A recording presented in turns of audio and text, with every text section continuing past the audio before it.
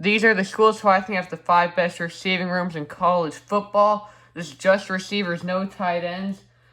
And in no order, I got Washington first. Their duo is just crazy of Rome Odunze, Jalen McMillan.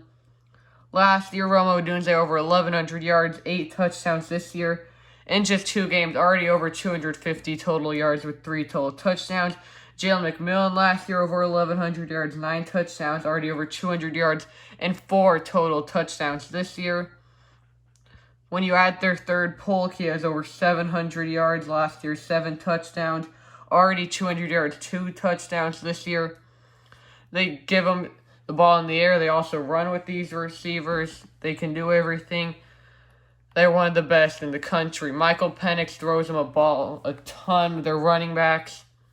They don't have any. Cameron Davis got hurt before this year. Started from last year. Wayne Talpu. I could never say his name, but he went to the draft. The guy who transferred from Virginia.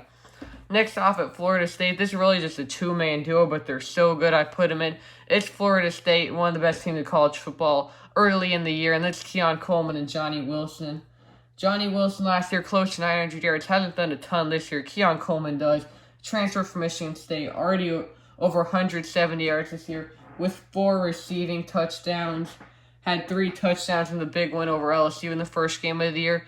Played basketball at Michigan State a couple years ago, too, before fully committed football, then transferred to Florida State. An athletic freak, and this duo, they're so good. They got in. Actually, they're in order. Never mind.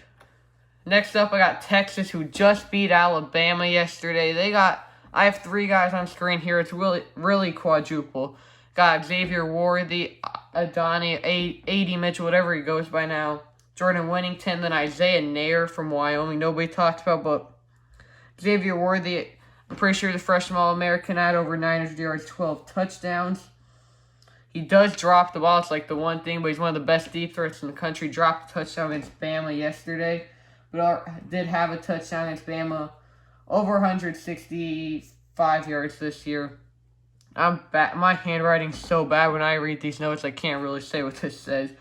A.D. Mitchell, 2-time champion from Georgia, never not won the championship in college, so does that mean Tech's winning it? No, it's the Buckeyes. So there was also NFL Sunday. I have videos coming out about that soon this week, so stay tuned for those if you want to watch those. But A.D. Mitchell has never had a crazy amount of yards in his career. Had 2 touchdowns in the playoffs last year. Was hurt for most of last year. The freshman was good. Does have 3 touchdowns this year on just 6 catches. Jordan Winnington had his breakout year last year. He's a 5th or 6th year senior, I forgot. Had over 600 yards. And then Isaiah Nair was supposed to be a big receiver from last year. Got hurt, but in 2021 for Wyoming, had almost 900 yards, 12 touchdowns. He's their 4th. And then these 2 are who I think really have the best 2 receiving rooms in college football.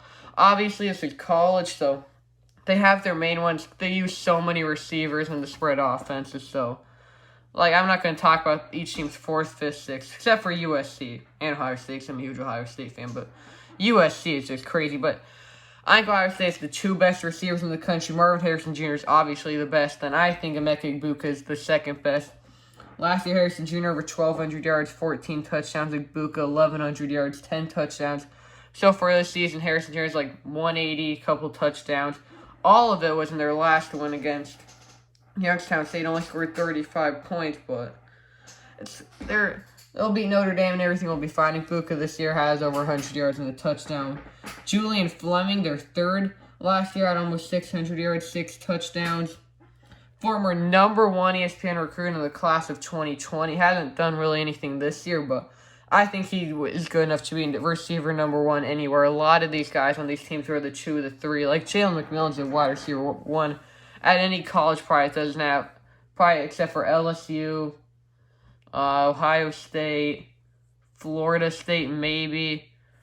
LSU if I didn't say them, and there's probably a couple other teams, if that maybe. But Ohio State's obviously also got all their 4 or 5 stars just waiting. Wide receiver university. Xavier Johnson does kind of everything for him. He plays running back, receiver, kick returner. And then one of their freshmen, Carnell Tate, has already had a catch this year, and he's playing over guys like Jaden Ballard, who was the 4th receiver last year after JSN got hurt. And then, yeah, it's everybody else, like I said. And then I'm obviously Ohio State fan. Last got USC. I could have put so many guys on the screen like Dorian Singer, Zachariah Branch. They go 10-plus deep at receiver. It's just wild. Their third set of 3 receivers would start almost anywhere else in the country. I don't even know if I'm going to go through and name all these, but got their leader in receiving yards through 3 games this year because they played in week 0. I think they have a bye next week. Taj Washington, their second leading receiver, is the freshman Deuce Robinson, 6'6". He's having a good year. Brendan Rice had like 3 touchdowns this year. Jerry Rice's son. Dorian Singer was a 1,000-yard receiver last year at Arizona. Mario Williams had a good career with Caleb Williams, Oklahoma, now USC. Zachariah Branch already the kick return, punt return touchdown. Has a receiving touchdown, 5-star from this year. Another 5-star freshman, Mekhi Lemon, hasn't really even played yet this year.